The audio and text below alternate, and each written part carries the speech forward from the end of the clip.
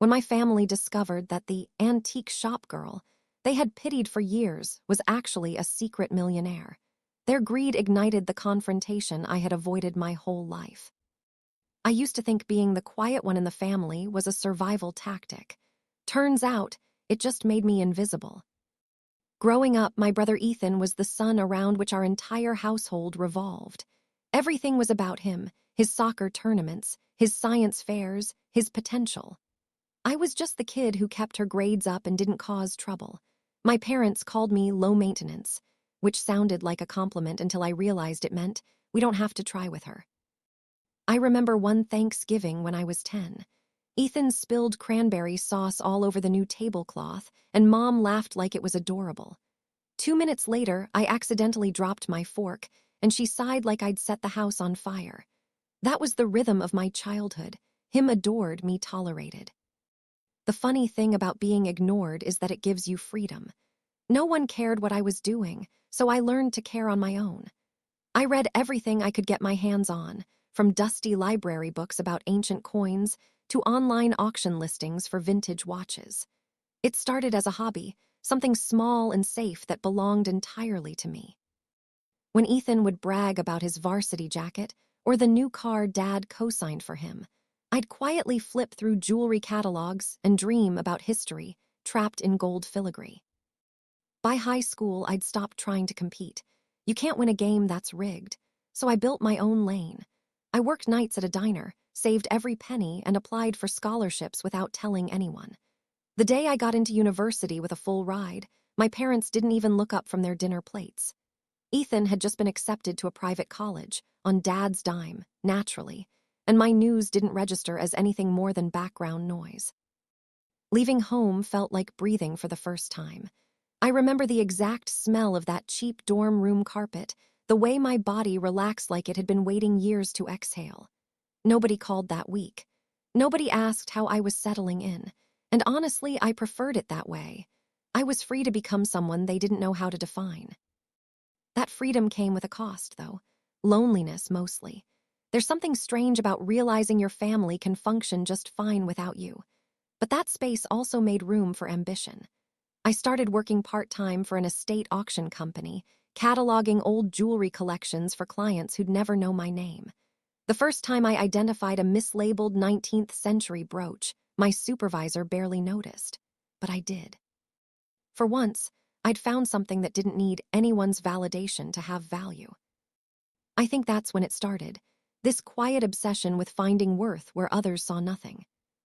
By the time I graduated, Ethan was already posting photos from his corporate internship, and Mom was planning his engagement party. No one asked what I was doing next. Maybe they assumed I'd come home. Maybe they just didn't care. Either way, I wasn't going back. My first job out of college wasn't glamorous.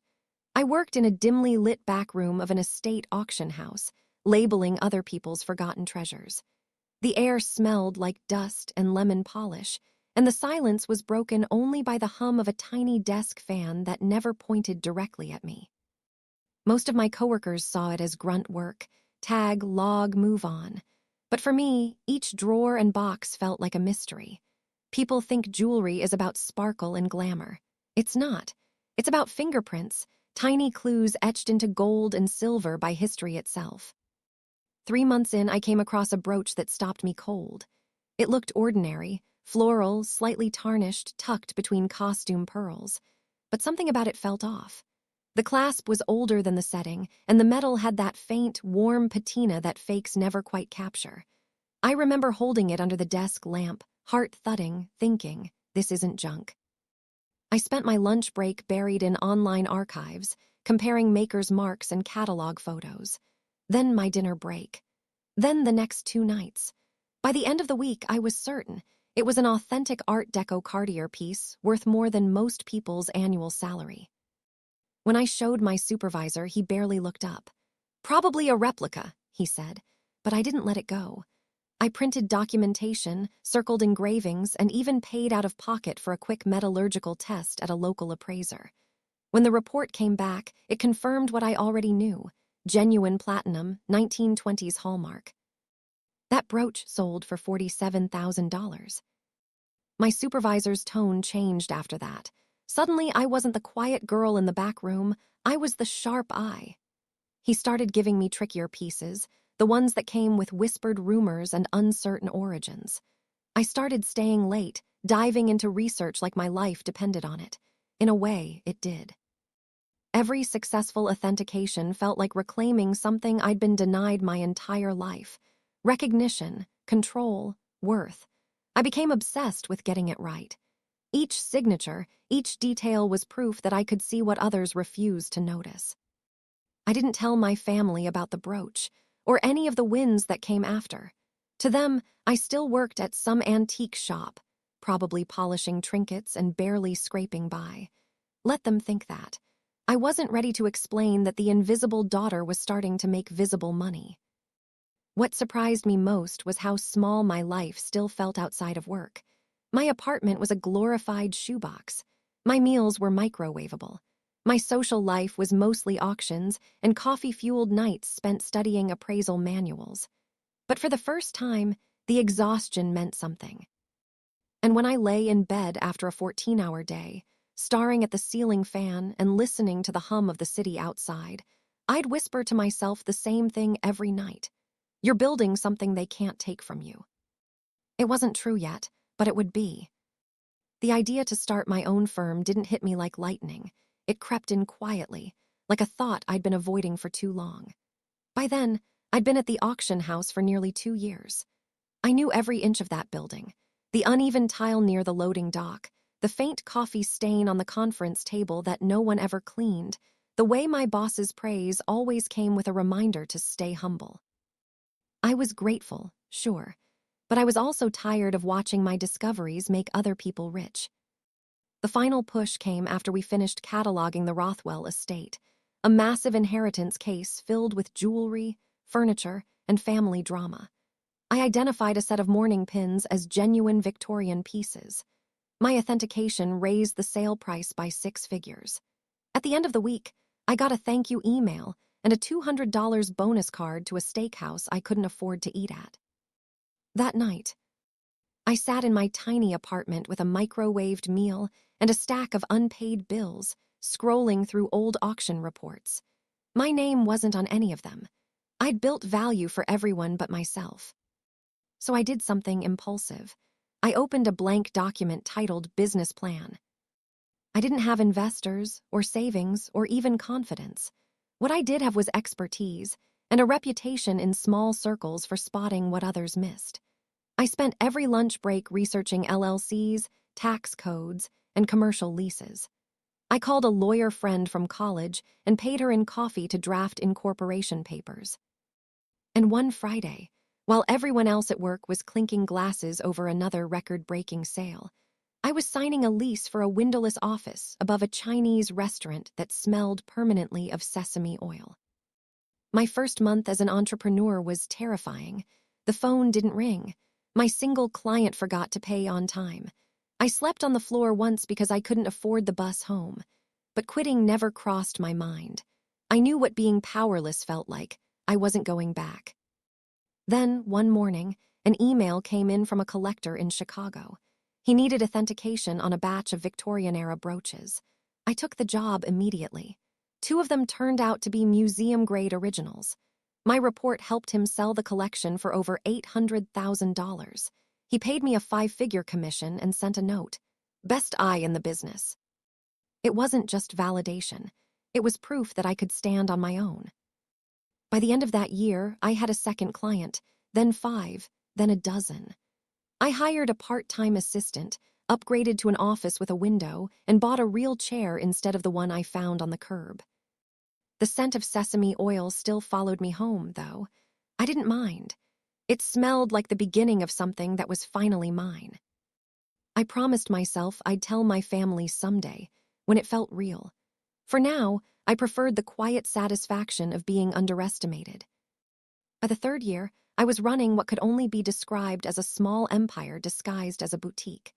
My authentication firm had grown from a side hustle into one of the most trusted names in the Midwest. We handled private estates, celebrity collections, even museum loans. My days were booked solid, Video calls in the morning, gem analysis by noon, contract negotiations after dinner.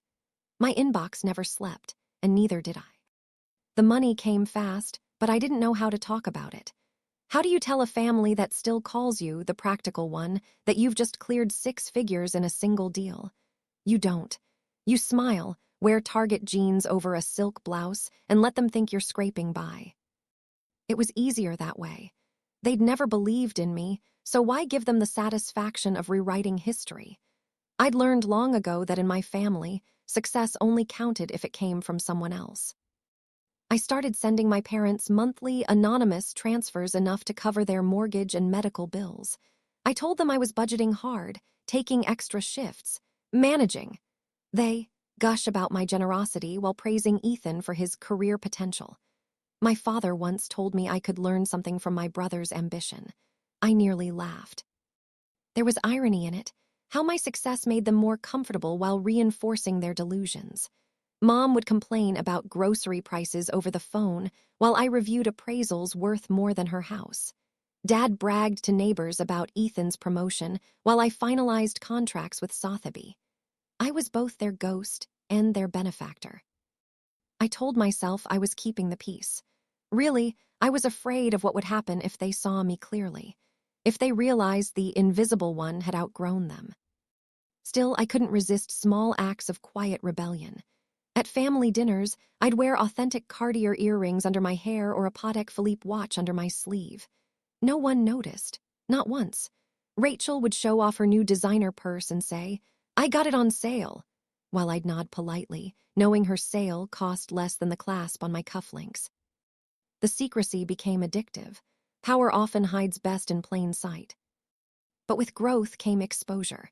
Journalists started calling. My company was featured in a regional business magazine, under its name, not mine, thank God. Still, I knew it was a matter of time before someone connected the dots. I was living a double life, and every month it got harder to keep the worlds apart. One night, while closing the office, my assistant asked, "Why don't you ever post about this stuff online? You could be famous." I smiled. Fame complicates peace.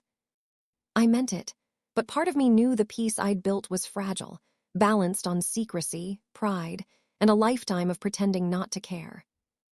And as Thanksgiving crept closer, the one holiday I still forced myself to attend, I had no idea that peace was about to implode. It started innocently enough. Mom called 2 weeks before Thanksgiving, voice trembling with exhaustion. "Honey, my back's been acting up again. I don't think I can cook this year. Maybe we just skip it." "Don't skip it," I said before I could stop myself. "I'll handle it. I'll get it catered." She gasped like I'd suggested renting a yacht. "Sarah, you can't afford that. Don't do anything crazy." I smiled into the phone. "Don't worry, Mom. I've been saving." She believed me, of course. She always did. When the day came, my house looked like something out of a lifestyle magazine. Mahogany table settings, linen napkins, gold-trimmed china. The catering service I hired was the same one I used for corporate events.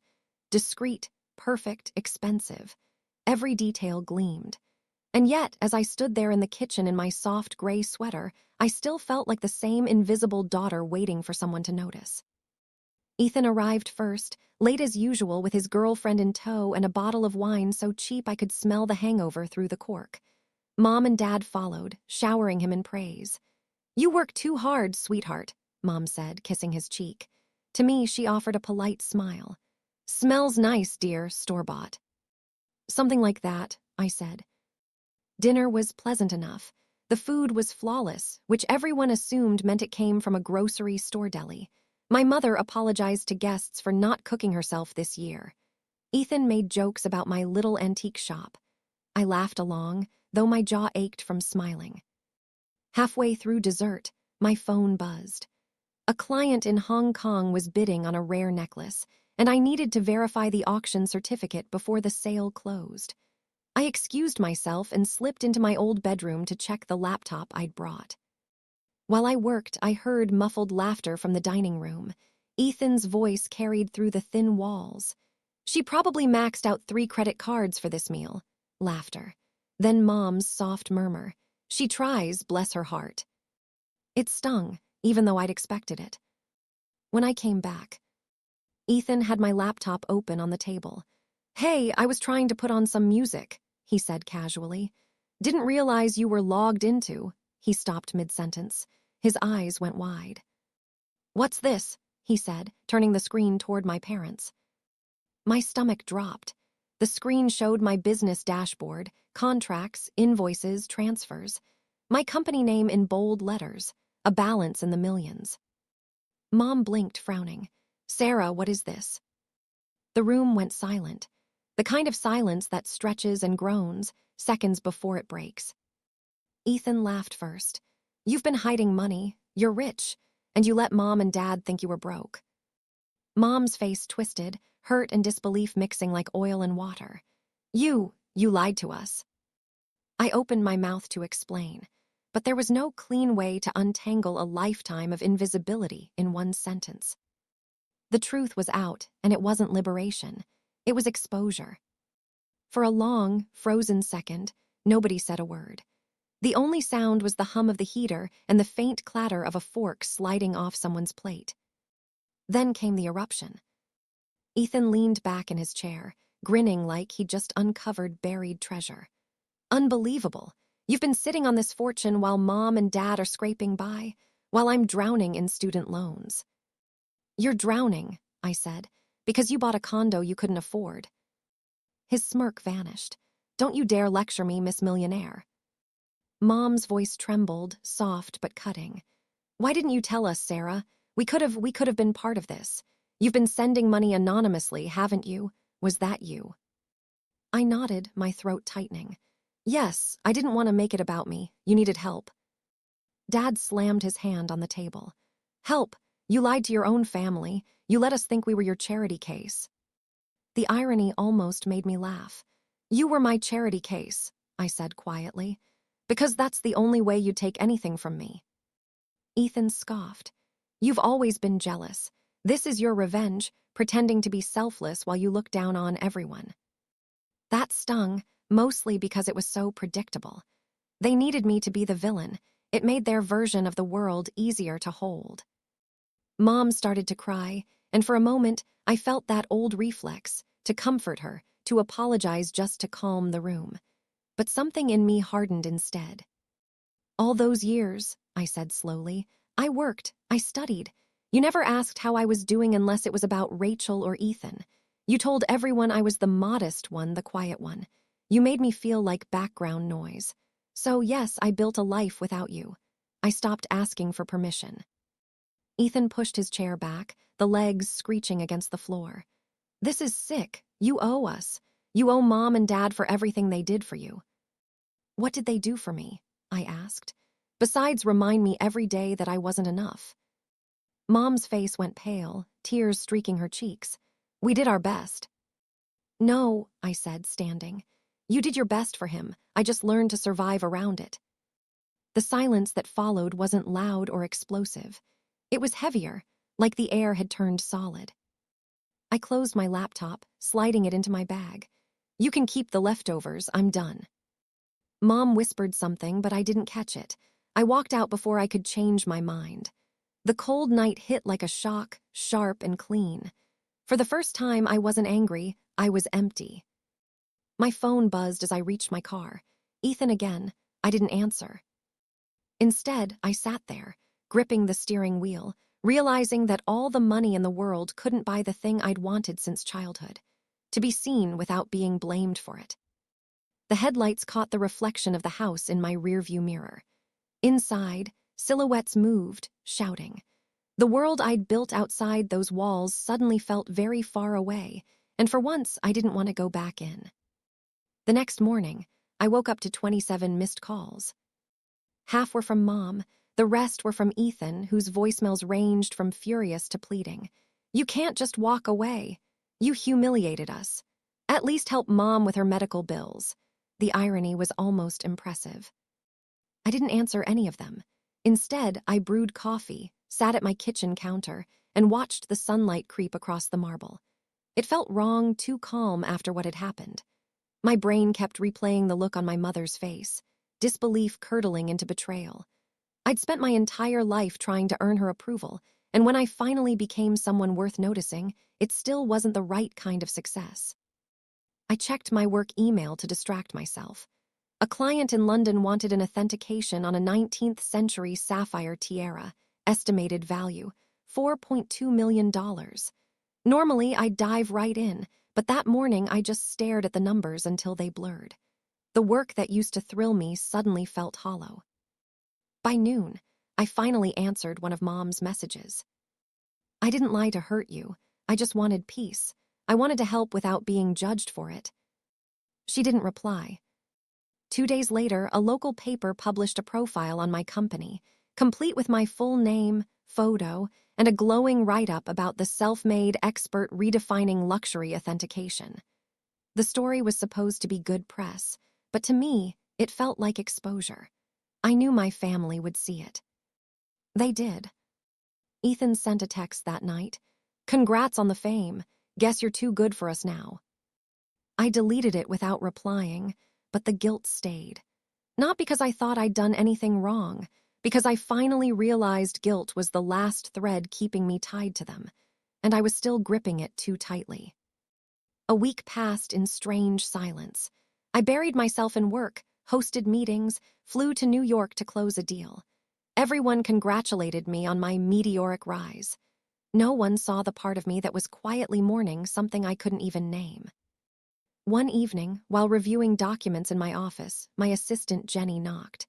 "You okay? You look somewhere else." I hesitated.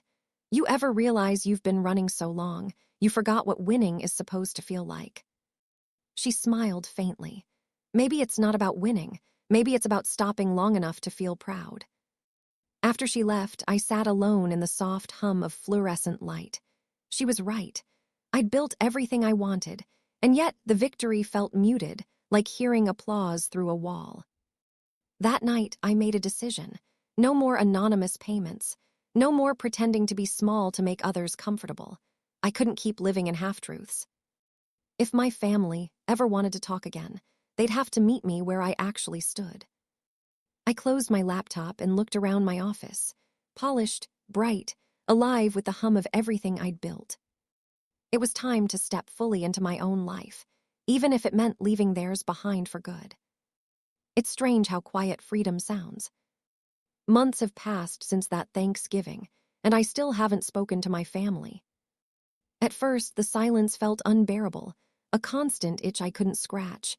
I kept checking my phone out of habit, half expecting another angry message, half hoping for an apology that would never come.